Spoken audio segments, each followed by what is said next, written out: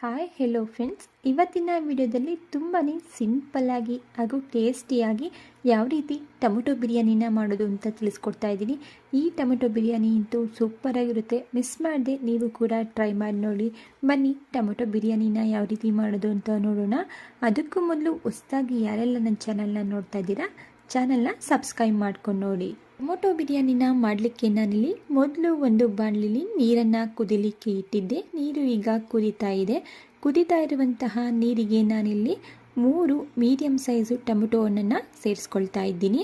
ಹಾಗೆ 1 ಗೆಡ್ಡೆಯಷ್ಟು ಬೆಳ್ಳುಳ್ಳಿ, ಹಾಗೆ ನಾನಿಲ್ಲಿ ಕಲರ್ಗೋಸ್ಕರ 3 ಬ್ಯಾಡಗೆ ಮೆಣಸಿನ್ಕಾಯಿನ ಸೇರಿಸ್ಕೊಂಡು ಟೊಮೊಟೊ ಈ ನೀರಲ್ಲಿ ಕಂಪ್ಲೀಟಾಗಿ ಬೇಯಬೇಕು, ಅಲ್ಲಿವರೆಗೂ ಇದನ್ನು ಬೇಯಿಸ್ಕೊಳ್ತಾ ಇದ್ದೀನಿ.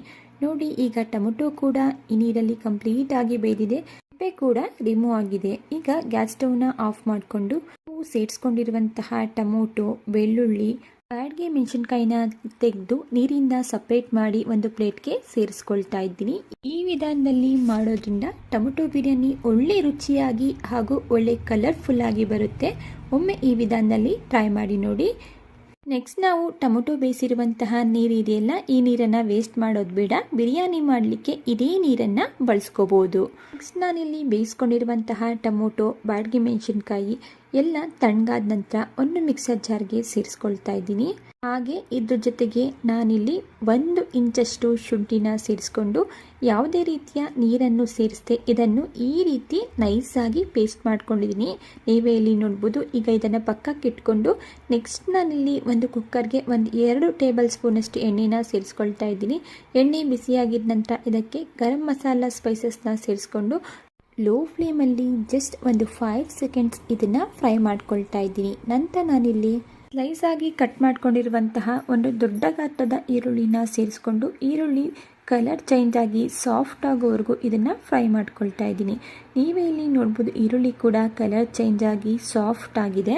ಈಗ ಇದಕ್ಕೆ ಗ್ರೈಂಡ್ ಮಾಡ್ಕೊಂಡಿರುವಂತಹ ಟೊಮೊಟೊ ಪೇಸ್ಟನ್ನು ಸೇರಿಸ್ಕೊಳ್ತಾ ಇದ್ದೀನಿ.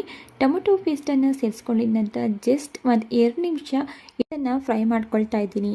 ಮೊದಲೇ ನಾವು ಟೊಮೊಟೊ ಹಣ್ಣನ್ನು ಬೇಯಿಸಿರೋದ್ರಿಂದ ಜಾಸ್ತಿ ಫ್ರೈ ಮಾಡ್ಕೊಳ್ಳೋ ಅವಶ್ಯಕತೆ ಇಲ್ಲ. ನೆಕ್ಸ್ಟ್ ಇದಕ್ಕೆ ಒಂದು 1/4 ಟೀ ಸ್ಪೂನಷ್ಟು ಅರಿಶಿಣದ ಪುಡಿ, ಅರ್ಧ ಟೀ ಸ್ಪೂನಷ್ಟು ಗರಂ ಮಸಾಲ, ಹಾಗೆ 1 ಟೀ ಸ್ಪೂನಷ್ಟು ಧನಿಯಾ ಪೌಡರ್, 1/4 ಟೀ ಸ್ಪೂನಷ್ಟು ಚಿಲ್ಲಿ ಪೌಡರ್, ಹಾಗೆ ನಾನಿಲ್ಲಿ ರುಚಿಗೆ ತಕ್ಕಷ್ಟು ಉಪ್ಪನ್ನು ಸೇರಿಸ್ಕೊಂಡು ಈ ಡ್ರೈ ಮಸಾಲಗಳನ್ನ ಸೇರಿಸಿದ ನಂತರ 2 ನಿಮಿಷ ಚೆನ್ನಾಗಿ ಫ್ರೈ ಮಾಡ್ಕೊಳ್ತಾ ಇದ್ದೀನಿ. ನಂತರ ನಾನು ಇದಕ್ಕೆ ದಪ್ಪದಾಗಿ ಕಟ್ ಮಾಡ್ಕೊಂಡಿರುವಂತಹ 2 ಹಣ್ಣಾಗಿರುವಂತಹ ಟೊಮೊಟೊನ ಸೇರಿಸ್ಕೊಳ್ತಾ ಇದ್ದೀನಿ. ಟೊಮೊಟೊ ಹಣ್ಣನ್ನು ಸೇರಿಸ್ಕೊಂಡಿದ ನಂತರ ಟೊಮೊಟೊ ಸ್ವಲ್ಪ ಸಾಫ್ಟ್ ಆಗೋವರೆಗೂ ಇದನ್ನು ಫ್ರೈ ಮಾಡ್ಕೊಳ್ತಾ ಇದ್ದೀನಿ. 3-4 ನಿಮಿಷ ಫ್ರೈ ಮಾಡಿಕೊಂಡ್ರೆ ಸಾಕು, ಟೊಮೊಟೊ ಚೆನ್ನಾಗಿ ಫ್ರೈ ಆಗಿಬಿಡುತ್ತೆ. ನೋಡಿ, ಈಗ ಟೊಮೊಟೊ ಕೂಡ ಸಾಫ್ಟ್ ಆಗಿದೆ. ಇದಕ್ಕೆ ನಾನೀಗ ಬಾಸ್ಮತಿ ರೈಸನ್ನು ಸೇರಿಸ್ಕೊಳ್ತಾ ಇದ್ದೀನಿ. ಬಾಸ್ಮತಿ ರೈಸ್ನ ನಾನಿಲ್ಲಿ ಮೊದಲೇ ವಾಶ್ ಮಾಡಿ 10-15 ನಿಮಿಷಗಳ ಕಾಲ ಚೆನ್ನಾಗಿ ನೆನೆಸಿಟ್ಕೊಂಡಿದ್ದೆ. ಆ ರೈಸನ್ನು ನಾನಿಲ್ಲಿ ಸೇರಿಸ್ಕೊಳ್ತಾ ಇದ್ದೀನಿ. ನಾನಿವತ್ತು ಟೊಮೆಟೊ ಬಿರಿಯಾನಿನ ಮಾಡಲಿಕ್ಕೆ ಬಾಸ್ಮತಿ ರೈಸ್ನ ಸೇರಿಸ್ಕೊಂಡಿದ್ದೀನಿ. ನೀವಿಲ್ಲಿ ಟೊಮೆಟೊ ಬಿರಿಯಾನಿನ ಮಾಡಲಿಕ್ಕೆ ಯಾವ ರೈಸ್ ಇದೆಯೋ ಅದೇ ರೈಸನ್ನೇ ಬಳಸ್ಕೋಬೋದು. ನೋಡಿ, ಬಾಸ್ಮತಿ ರೈಸ್ನ ಸೇರಿಸಿದ ನಂತರ ಒಮ್ಮೆ ನೀಟಾಗಿ ಮಿಕ್ಸ್ ಮಾಡಿಕೊಂಡು ನಾನು ಈ ಗ್ಲಾಸ್ನಲ್ಲಿ 1 ಗ್ಲಾಸ್ನಷ್ಟು ಬಾಸ್ಮತಿ ರೈಸ್ನ ತೊಗೊಂಡಿದ್ದೆ. ಕರೆಕ್ಟಾಗಿ ಇದು 250 ಗ್ರಾಮ್ ಇದೆ. ಅದೇ ಗ್ಲಾಸ್ನಲ್ಲಿ ನಾನು ಅಳತೆ ಮಾಡಿಕೊಂಡು ಬೇಯಿಸಿರುವಂತಹ ಟೊಮೊಟೊನ ಗ್ರೈಂಡ್ ಮಾಡ್ಕೊಂಡಿರುವಂತಹ ಮಿಕ್ಸರ್ ಜಾರ್ಗೆ ನೀರನ್ನು ಸೇರಿಸ್ಕೊಂಡು 1.5 ಗ್ಲಾಸ್ನಷ್ಟು ನಾನಿಲ್ಲಿ ನೀರನ್ನು ಸೇರಿಸ್ಕೊಳ್ತಾ ಇದ್ದೀನಿ.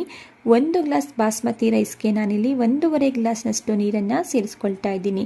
ನೀರನ್ನು ಸೇರಿಸಿದ ನಂತರ ಒಮ್ಮೆ ನೀಟಾಗಿ ಮಿಕ್ಸ್ ಮಾಡಿಕೊಂಡು ಒಂದು ಪ್ಲೇಟನ್ನು ಕ್ಲೋಸ್ ಮಾಡಿ ಚೆನ್ನಾಗಿ 2 ಕುದಿ ಬರಲಿಕ್ಕೆ ಬಿಡ್ತಾ ಇದ್ದೀನಿ. ಈಗ ನೀವೇ ಇಲ್ಲಿ ನೋಡ್ತಾ ಇರಬಹುದು, ಕುದಿ ಬಂದಿದೆ. ಇದಕ್ಕೆ 1 ಟೇಬಲ್ ಸ್ಪೂನಷ್ಟು ತುಪ್ಪ, ಹಾಗೆ ಸಣ್ಣದಾಗಿ ಕಟ್ ಮಾಡ್ಕೊಂಡಿರುವಂತಹ ಸ್ವಲ್ಪ ಕೊತ್ತಂಬರಿ ಸೊಪ್ಪನ್ನ ಸೇರಿಸ್ಕೊಂಡು ಕುಕ್ಕರ್ ಕ್ಯಾಪ್ನ ಕ್ಲೋಸ್ ಮಾಡಿ ಮೀಡಿಯಂ ಫ್ಲೇಮಲ್ಲಿ 1 ವಿಷಲ್ ಆಗಲಿಕ್ಕೆ ಬಿಡ್ತಾ ಇದ್ದೀನಿ.